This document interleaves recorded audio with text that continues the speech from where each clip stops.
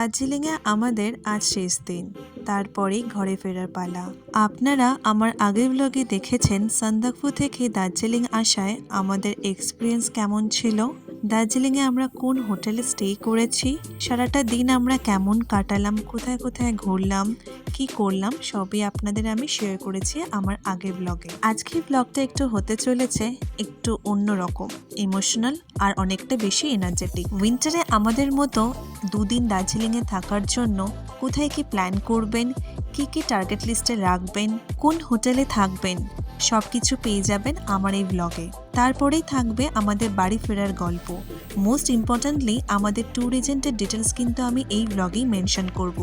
So সঙ্গে থাকুন, দেখতে থাকুন আমার পুরো ভিডিও। তাহলে এবার শুরু করা যাক আমাদের সান্দাকফু দার্জিলিংয়ের ট্রিপের শেষ সিরিজ। সবার আগে আপনাদের জানাই নমস্কার, আশা করি আপনারা ভালো আছেন। গুড মর্নিং সবাইকে। আজকে হচ্ছে 19 তারিখ ক্যালেন্ডারে, এখন বাজে সকাল 11টা। আর আজকে একটু দেরি করে ঘুম থেকে ওঠা হয়েছে, যেহেতু আজকে শেষ দিন, কালকের থেকে আবার সবার অফিস, তাই জন্য আজকে একটু রিল্যাক্সেশন। আমরা রেডিও হয়ে গেছি, রেডি হয়ে এবার বেরোবো সাইট সিইং এর জন্যে। আজকে আমাদের 7 পয়েন্ট সাইট সিং আছে। তার আগে একটা কথা বলে দিই ডেকলিং হোটেল নিয়ে। আমরা ডেকলিং হোটেলে কোনো ফুডিং নিইনি, অনলি আমাদের লজিংই ছিল। ডেকলিং হোটেলে ডিনার কিন্তু অ্যাভেলেবেল নেই, অনলি লাঞ্চ। আমরা যেহেতু দুপুরবেলা থাকবো না, দুপুরবেলা আমাদের সাইট সিং আছে, তাই জন্য আমরা লাঞ্চ নিইনি। আপনারা যদি কেউ ডেকলিং হোটেল রুমস বুক করতে চান, আমার ডেসক্রিপশনে লোকেশন দিয়ে দিয়েছি। পুরো রুমস ভিডিও আপনারা আমার আগের ব্লগে লিঙ্কে পেয়ে যাবেন। এই হচ্ছে দার্জিলিংয়ে মল রোড, ফেমাস ক্যাভেন্টার্সের পাশ দিয়ে কিন্তু আমরা হেঁটে যাচ্ছি। এই মল রোডে একটা জিনিস লক্ষ্য করলাম, এখানে লাইন দিয়ে আগে স্ট্রিট ফুডের দোকান বসতো। এখন আর এই স্ট্রিট ফুডগুলো কিন্তু এখানে আর বসে না, সবই এখন উঠিয়ে দিয়েছে। দার্জিলিং মল রোড মানে আমরা জানি কত খাওয়ার দাওয়ার অপশান, কত শপিংয়ের অপশান। সেরকমই একটা জায়গা আমাদের দার্জিলিংয়ে গ্লেনারিস। আমরা আজ এসেছি প্রায় 100 বছর পুরনো বেকারি কাম বার রেস্টুরেন্টে। সকাল থেকে যেহেতু এখনো ব্রেকফাস্ট করা হয়নি, তো ব্রেকফাস্টটা কিন্তু আমরা এখান থেকেই করব।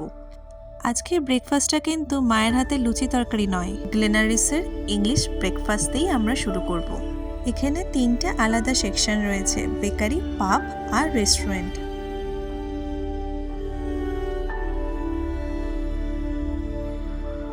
এই অ্যাম্বিয়েন্সটা কম বেশি সবারই চেনা। গ্লেনারিসে আউটডোর ইনডোর দুটোরই ব্যবস্থা রয়েছে। আমরা কিন্তু চয়েস করেছি আউটডোর। আমরা আউটডোরে বসে আজকে ব্রেকফাস্ট করব। চলুন তাহলে এবার অর্ডার দেওয়া যাক, কি কি খাওয়া যাবে আজকে। ঠান্ডা ঠান্ডা ওয়েদার, তার সাথে সানকিস্ট ভিউ আর ডেলিশিয়াস ব্রেকফাস্ট, জমে গেছে পুরো। দার্জিলিংয়ে এসে এখানে ব্রেকফাস্ট করাটা যেন একটা ম্যান্ডেটারি হয়ে দাঁড়িয়েছে সবার জন্য। এখানে এসে ব্রেকফাস্ট না করলে যেন দার্জিলিং ট্রিপটা যেন ইনকমপ্লিটই থেকে যাবে। বাইরেটা খুব সুন্দরই সাজিয়েছে গ্লেনারিসে। কথা বলতে বলতে আপনাদের সাথে কতটা সময় চলে যায়। অর্ডার দিয়েছি, টিও চলে এলো এর মধ্যে। এই বিগ দার্জিলিং টি পটটা নিয়েছে 190। একটা টি পটে কিন্তু 4 জনের জন্য এনাফ। তারপর আমরা অর্ডার দিয়েছিলাম একটা সসেসের প্লেট, সেটা নিয়েছিল 300 করে। চিজ অমলেট নিয়েছিল 145। একটা চিজ অমলেট খেলে কিন্তু অনেকটাই পেট ভর্তি হয়ে যায়। তার সাথে ছিল স্যান্ডউইচ। স্যান্ডউইচটাও ভালো ছিল, কিন্তু স্যান্ডউইচটা লাস্টে আর কেউ খেতে পারেনি পুরোটা। এখন বেলা 12টা বাজে আর আমরা এখন সবে ব্রেকফাস্ট খাচ্ছি। তো আজকে আর দুপুরবেলা মনে হয় না কিছু খেতে হবে।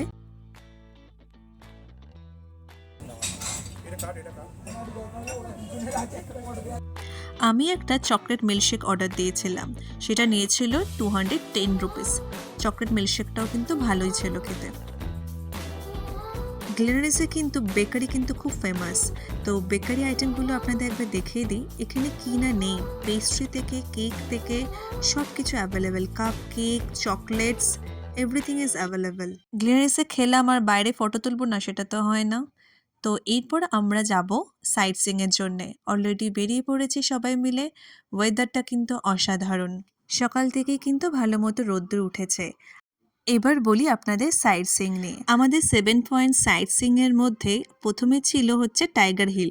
টাইগার হিলে আমরা অলরেডি ঘুরে এসেছি, আর সান্দাকফুর যে কাঞ্চনজঙ্ঘা ভিউয়ের পরে টাইগার হিল যাওয়ার কোনো মানে নেই, তাই জন্য আমরা কেউই যাইনি। আর সবথেকে বড় কথা, সকালবেলা উঠে যাওয়াটা একটু ডিফিকাল্ট ছিল আমাদের জন্যে। একদিন রিল্যাক্স করব ভেবেছি, তাই জন্যে আর কি যাওয়া হয়নি। এইটা হচ্ছে রাজবাড়ি কুঠি। राजा का कुटी, ओके। राजा का कुटी है ये। वो वाला का ही तो अंदर का भाग है। वो तो एंट्रेंस ही तो आपका बहुत मोर देन लाइक आपका 2000 मीटर जैसा हो जाएगा। उसके बाद ये आ जाएगा। ये सब वही है, पूरा है, ये पूरा एरिया कवर्ड है। इसमें आपका पूरा आपका EFR ईस्टर्न आपका राइफल बोलता है ना, EFR फ्रंटियर राइफल, जो आपका बंगाल का ही है।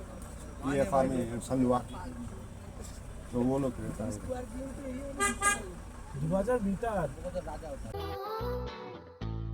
এই গ্রামটার নাম হচ্ছে ভানুগ্রাম সিংমারি। ना नेपाली लोग का राग ज्यादा होता है, लेकिन ठंडा भी ज्यादा जल्दी होता है।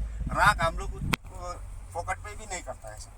हाँ, और दूसरा बात क्या है कि हम लोग टूरिस्ट का ही तो है इधर पैसा सर। टूरिस्ट इतना दूर से, आप लोग दूर ही तो बोलता है, दूरी से आया है, इतना पैसा खर्च करके आया है। फोकट में हम लोग एंडी सेंडी वेंडी बोल के भी चला सकता है, लेकिन हम लोग वैसा नहीं करता है। हम लोग लॉन्ग टर्म सोचते हैं ना सर, शॉर्ट टर्म नहीं है। আমরা এবার ডিরেক্টলি চলে যাব টি গার্ডেনের উদ্দেশ্যে। চলুন তাহলে একবার টি গার্ডেনটা ঘুরে আসা যাক।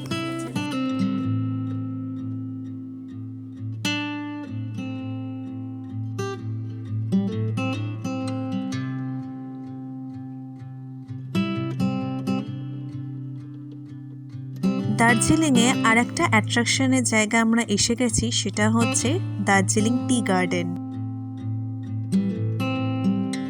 টি গার্ডেন দেখতে দেখতে আমরা কিছুক্ষণ গল্প করে নিলাম সব বন্ধুরা মিলে। এই যে জায়গাটা দেখছেন, এই জায়গা থেকে সবাই ফটো তোলার জন্য ড্রেস রেন্টে নিচ্ছে, আর টি গার্ডেনের মিডলে গিয়ে সবাই ফটো তুলছে। আমরা টি গার্ডেন থেকে উপরে উঠে এসেছি। উঠে আমাদের যে পার্কিংয়ে কারটা দাঁড়িয়ে ছিল সেখানে এসেছি।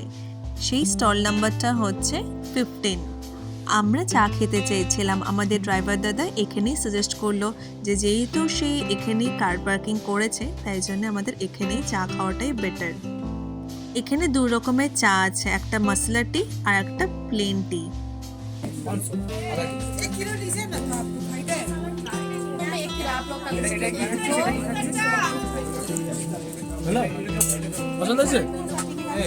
ये वाला कितना का बोले? एक का 200, 4 का 700। अच्छा, ये सब ये आपका मसला टी है, 100 ग्राम का 180। 100 ग्राम का मसला टी। हाँ, ये 6 पैकेट का 900 आएगा ना। इसमें ऑलरेडी मसला एडेड वगैरह सब कुछ है। थोड़ा मसला की बना के दीजिए ना थोड़ा। आप लोग लीजिए, ग्लास मत लीजिए। ओके ओके वही ग्लास दे ना फिर ग्लास बस खाली এটা হচ্ছে মশলা টি। টেস্টটা একদম খুবই ভালো, ফ্লেভারটাই আলাদা। अभी कहाँ पे जा रहे हैं भाई भैया? अभी रामकृष्ण मिशन, उसके बाद तेंजिंग रॉक, कोम्बुरा। रामकृष्ण मिशन अंदर जाने देंगे? आप पैदल जाना नहीं। আমরা চা কিনে আর চা খেয়ে আবার গাড়িতে উঠে পড়লাম। এবার যাব হচ্ছে রামকৃষ্ণ মিশন আর টেনজিং রকে। আমরা রামকৃষ্ণ মিশন আর টেনজিং রকে কিন্তু ঢুকিনি, বাইরে থেকেই দেখে চলে এসেছি। এটা হচ্ছে টেনজিং রক। টেনজিং রকে দেখার বা কিছুই করার নেই তেমন, তাই জন্যে আমরা টাইম ওয়েস্ট করিনি। এটা হচ্ছে রামকৃষ্ণ মিশন। আমরা এখন যাচ্ছি মিউজিয়াম আর জু। আমরা এবার চলে যাব দার্জিলিং জুতে। এখানে কিন্তু আমাদের হাতে আছে অনলি 1.5 আওয়ার, তারপরে আমাদের বাতাসিয়া লুপ আর মনেস্ট্রি কিন্তু যেতে হবে।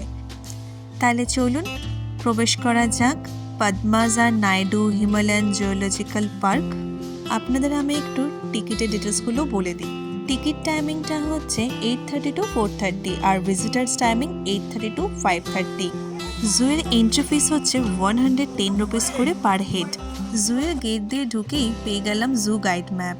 এটাতে আমাদের খুবই সুবিধা হয়েছে, কারণ যেগুলো আমাদের বেশি ইন্টারেস্ট ছিল সেগুলো আমরা তাড়াতাড়ি করে দেখে নিয়েছি। আমাদের আলিপুর জুয়ের অনেক নাম, কারণ আলিপুর জু ভারতের সবচেয়ে পুরনো জু। কিন্তু আলিপুর জুর কম্প্যারিজনে দার্জিলিং জু অ্যানিমেলদের কন্ডিশন অনেক ভালো। সব পশু পাখিদের অনেক ভালোভাবে যত্ন আর সুন্দরভাবে রাখা আছে। এই হচ্ছে হিমালয়ান মাউন্টেনিয়ারিং ইনস্টিটিউট। এখানে different training and adventurous course শেখানো হয়। নেক্সট চলে এলাম HMI মিউজিয়ামে। মিউজিয়ামের ভেতর ফটো বা ভিডিও তোলা মানা, তাই জন্য তুলতে পারিনি। এবার চলে এসেছি আমাদের বাঘ মামার কাছে। দার্জিলিং জু পুরোটা ঘোরার জন্য অ্যাটলিস্ট 3 ঘন্টা হাতে নিয়ে রাখতে হবে। পুরো জুতেই কিন্তু অ্যারো মার্ক করে সব গাইডেন্স লেখা আছে। আবার গাড়িতে উঠে পড়লাম। এবার যাব হচ্ছে মোনাস্ট্রির দিকে, ঘুম মোনাস্ট্রিতে। আস্তে আস্তে কিন্তু চারপাশটা পুরো মেঘলা হয়ে যাচ্ছে, মেঘ ঢেকে যাচ্ছে। দুপুরবেলার থেকে এখন একটু ঠান্ডা ঠান্ডা লাগছে। আমরা এসে পৌঁছে গেছি ঘুম মোনাস্ট্রিতে। ঘুম মোনাস্ট্রির সামনে দিয়ে কিন্তু টয় ট্রেন যায়, আর এই ট্রেন লাইনের পাশেই দেখবেন অজস্র দোকান। আসুন তাহলে ঘুম মোনাস্ট্রি একবার ঘুরে আসি।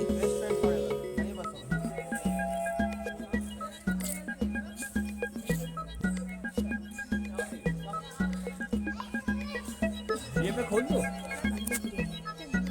মোনাস্ট্রিতে ঢুকলেই দুপাশে চোখে পড়বে বেশ কিছু স্টল, আর তারপরেই দেখতে পেলাম গৌতম বুদ্ধের মূর্তি।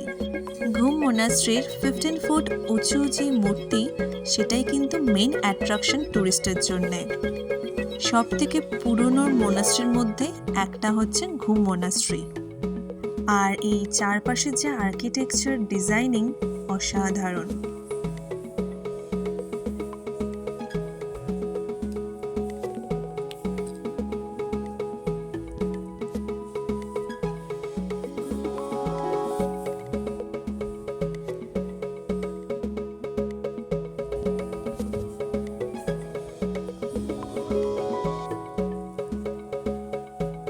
মোনাস্ট্রির ভেতর থেকে টয় ট্রেনের আওয়াজ শুনেই ছুটতে চলে এসেছি টয় ট্রেন দেখব বলে। 500।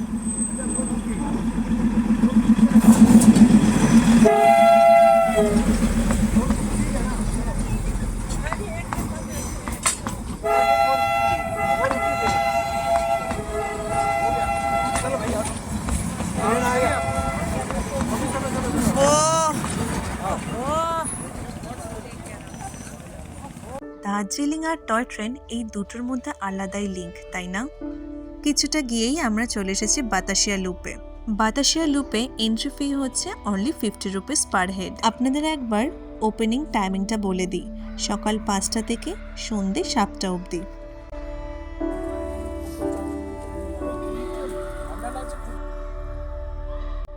বাতাসিয়া লুপে এমন একটা জায়গা যেখানে আপনারা বেস্ট ভিউ পাবেন কাঞ্চনজঙ্ঘার। ওয়েদার যদি ভালো থাকে, আপনার লাক যদি ভালো থাকে, কাঞ্চনজঙ্ঘা আপনাকে বাতাসিয়া লুপ থেকেই দেখা দেবে। আমাদের 7 পয়েন্টসে ছিল Darjeeling tea garden, zoo, Himalayan mountaineering institute, Tenzing rock, Ramakrishna mission, Japanese temple peace pagoda and Tibetan refugee centre. যেহেতু আমরা RKM, Tenzing rock, Japanese temple peace pagoda, Tibetan refugee centre যাইনি, তাই জন্যে আমরা অ্যাড করেছিলাম বাতাসিয়া লুপ আর ঘুম মোনাস্ট্রি। এর সাথে আমাদের টাইগার হিলটাও ছিল, কিন্তু আমরা টাইগার হিলে যাইনি। আমাদের দার্জিলিংয়ের সাইট সিং মোটামুটি কমপ্লিট। সাইট সিং এর পরে আমরা চলে এসেছি একদম আমাদের হোটেলে। এই দার্জিলিংয়ের লাস্ট দিনটা যেন খুব তাড়াতাড়ি শেষ হয়ে গেল।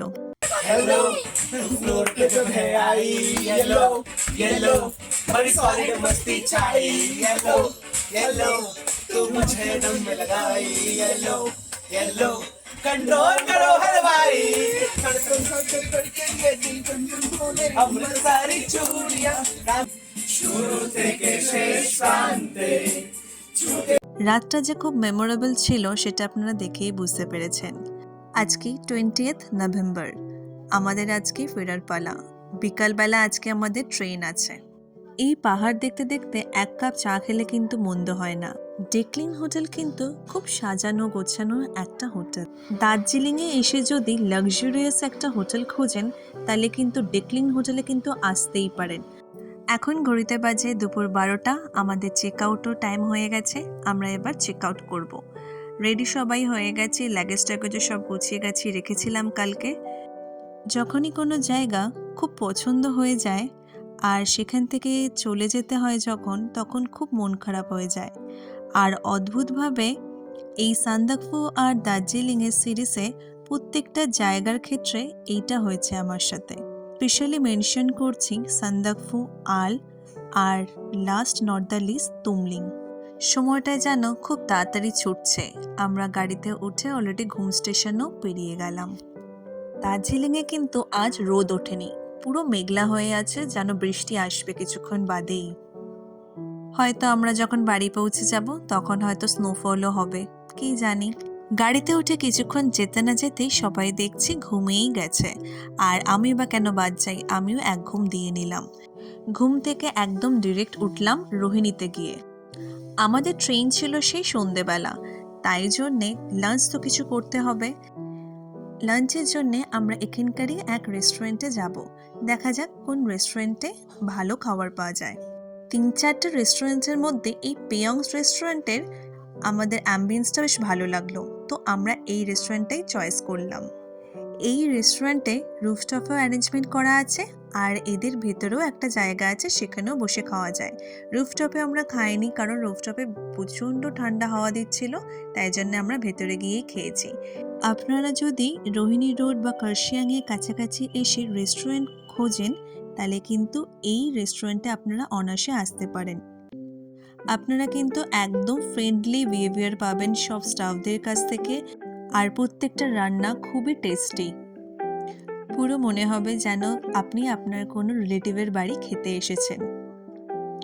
এখানে এরা নিয়েছে একটা মাটন থালি। মাটন থালিতে আছে ভাত, ডাল, একটা লাউয়ের তরকারি, ডাল, মাটন, 2 রকমের ভাজা আর পাঁপড়। আমরা চাইনিজ অর্ডার করেছিলাম চিলি চিকেন ফ্রাইড রাইস, সেটাও কিন্তু খুবই টেস্টি ছিল। যাই হোক, পেট পুজো তো হলো খুব ভালো মতোই। এবার মনে হয় গাড়িতে উঠে আর একটা ঘুম হবে, পেটটা একদম ভরে গেছে।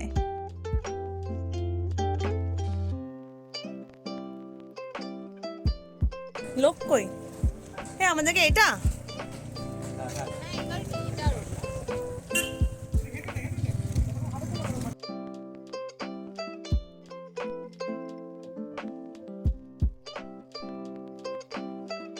আমরা আবার আমাদের জার্নি স্টার্ট করলাম। এই ট্রিপটা আমাদের সবার জন্য খুব মেমোরেবল, আর এই ট্রিপটা আমাদের মেমোরেবল করে তুলেছে হচ্ছে ট্রাভেল ড্রিমস। ট্রাভেল ড্রিমস হচ্ছে আমাদের ট্যুর ট্রাভেলের নাম। ট্রাভেল ড্রিমসে কন্ট্যাক্ট নাম্বারটা আমি আমার স্ক্রিনে দিয়ে দিয়েছি, ওখান থেকে আপনারা চাইলে কন্ট্যাক্ট করতে পারেন। খুব সুন্দরভাবে প্ল্যানিং করেছে ট্রাভেল ড্রিমস, আমাদের কোনো দায়িত্বই নিতে হয়নি। আমি তো ট্রাভেল ড্রিমসকে আউট অফ 5 রেটিং দেব 4.9। আমরা পৌঁছে গেছি এনজেপি স্টেশন, যেখান থেকে আমাদের জার্নিটা শুরু হয়েছিল, সেখানেই আজকে আমাদের জার্নিটা শেষ হতে চলেছে। এই ট্রিপের হ্যাংওভার মনে হয় না 1 মাসের আগে কাটবে আমাদের। বিকেল 5:30টার সময় আমাদের কামরূপ এক্সপ্রেসের টিকিট কাটা ছিল। আমরা এনজেপি থেকে কামরূপ এক্সপ্রেসে করেই কিন্তু হাওড়াতে ফিরব। রাইট টাইম ছিল 5:30, আর ট্রেন এসে পৌঁছায় সন্ধ্যে 7টায়। 2 ঘন্টা প্রায় লেট। 2 ঘন্টা ট্রেনে বসে থাকার পরে অবশেষে আমাদের ট্রেন আসে।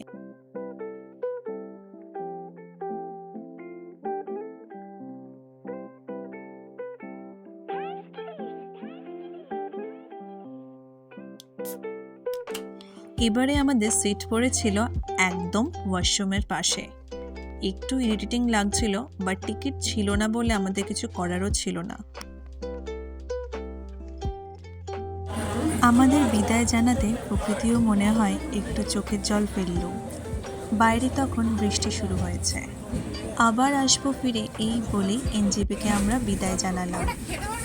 আমাদের জার্নির শুরুতেই কিন্তু মুড়ি দিয়ে স্টার্ট হয়েছিল, মনে আছে আপনাদের? আমার ফার্স্ট ব্লগের কথা মনে করে দেখুন। এই রনিত আর সুমন, এই দুজনেই হচ্ছে ট্যুর প্ল্যানার আর ক্যাশিয়ার। এনারাই আমাদের পুরো ট্যুরটাকে পুরো ম্যানেজ করেছে।